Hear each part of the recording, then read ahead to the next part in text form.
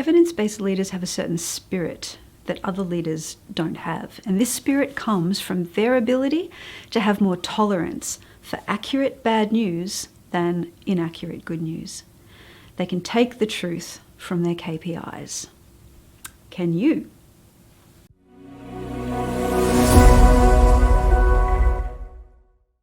The German philosopher Friedrich Nietzsche is quoted to have said this: "The strength of a person's spirit would then be measured by how much truth he could tolerate, or more precisely, to what extent he needs to have it diluted, disguised, sweetened, muted, falsified."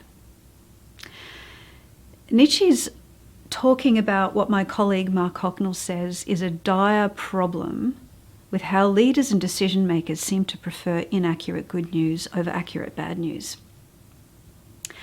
Mark says this: "This propensity to want to deliver good news seems to lead us to not be clear about the results that we want to make progress towards. We get vague about what we want to achieve so that we don't have to deal with the bad news. This also leads us to developing performance measures that are typically easy to produce, counts of activity, milestones, and the data we know we can get, avoiding bad news like the plague." But as innovation consultant David Benetti is attributed with saying, accurate bad news is far superior to inaccurate good news. Inaccurate good news causes us to make incredibly poor decisions that seem right at the time, but we don't find out till much later. Now, undiluted truth is the only way to wisdom. Wisdom is the only way to solving problems we haven't yet solved, and performance measures are one of the most powerful tools for defining and monitoring the problems that we need to solve. There is no point in looking for meaningful performance measures if we cannot tolerate undiluted truth. If people seem to put much more effort into producing inaccurate good news for performance reports than sharing accurate bad news, you have a culture that just won't be open to better approaches to meaningful performance measurement. There won't be enough courage to bear the truth with or bear the truth of KPIs. Where does the effort go in your organisation? Do you have a high-performance culture which values undiluted truth? Or do you have a performance-obsessed culture which tips too often toward diluted, disguised, sweetened, muted, or falsified versions of the truth?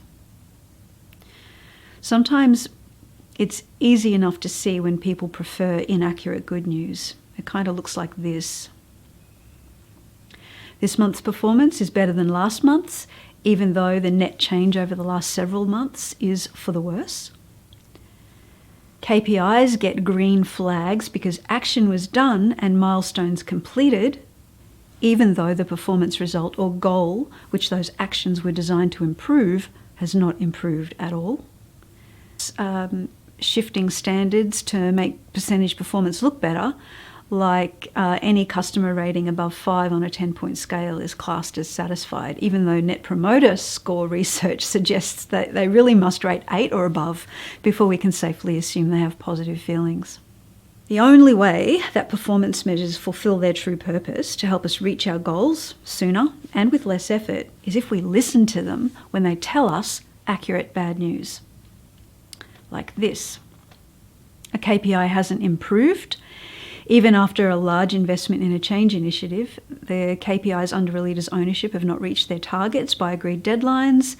A KPI is showing signals of worsening performance, and no one currently can explain why it's happening. There is a similar contrast I make in my book, Prove It: How to Create a High-Performance Culture and Measurable Success. There's a price of being told that you're always right, that is, inaccurate good news, and that price is impotence.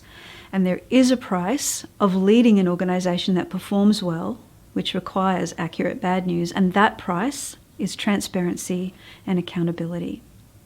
The question is, which price are we more afraid of? Performance measures that give us the undiluted truth will always be resisted by people who are too afraid to pay the price of transparency and accountability. If undiluted truth is resisted, it's because of fear. Now, this fear is natural, and therefore important that we have some compassion for those who feel it. That's because it can stem from deep inside us, from what we value and believe about the world. And for all these reasons and more, we don't like to be accountable for performance measures.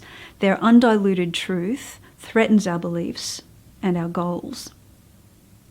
It helps instead to practice a mindset of no failure, only feedback.